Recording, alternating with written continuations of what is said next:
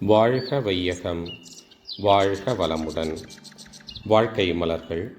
நால்வோர் நற்சிந்தனை. நவம்பர் 27. தலைப்பு: சோஷலிசம். ஒவ்வொரு மனிதனும் பிறக்கிறான், வளர்கிறான், வாழ்கிறான், முடிந்து விடுகிறான்.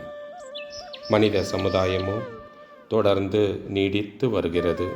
ஒவ்வொரு மனிதனையும் உருவாக்கி வளர்த்து, அறிவு ஊட்டி, தொழில்திறம் காட்டி, அறிவிற்கு வேண்டிய பொருட்கள் வசதிகள் அனைத்தையும் அளித்து காத்து வாழ வைக்கிறது சமுதாயம். எனவே ஒவ்வொரு தனி மனிதனும் தனக்கு வாழ்வளிக்கும் சமுதாய நலனுக்கே தன் அறிவு, உடல் ஆற்றல்களை பயன்படுத்தி வாழ வேண்டும். இவ்வாறு தனி மனிதன் தன் கடமை உணர்ந்து வாழ வேண்டும் என்ற தெளிவும் பொறுப்புணர்வும் கொண்டு வாழ ஏற்றது சமுதாயம் என்பதை சொசைட்டி என்று வழங்குகிறோம். சொசைட்டியின் நலனை முன்வைத்து ஒவ்வொரு மனிதனும் வாழும் நெறிதான் சோஷலிசம். பொருட்களும் பாலுறவும் தான் மனிதனின் அடிப்படை தேவைகள்.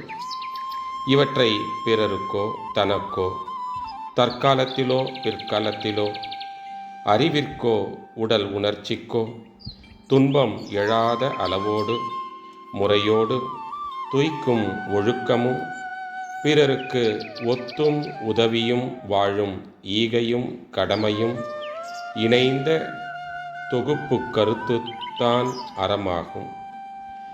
உடல், உயிர், அறிவு, மெய்ப்பொருள் என்ற 4 நிலைகளை உணர்ந்து கொள்ளும் அறிவின் முழுமை பேறுதான் வீடு பேறு அல்லது மெய்விளக்கமாகும். இறைநிலை விளக்கமும் இதுவே.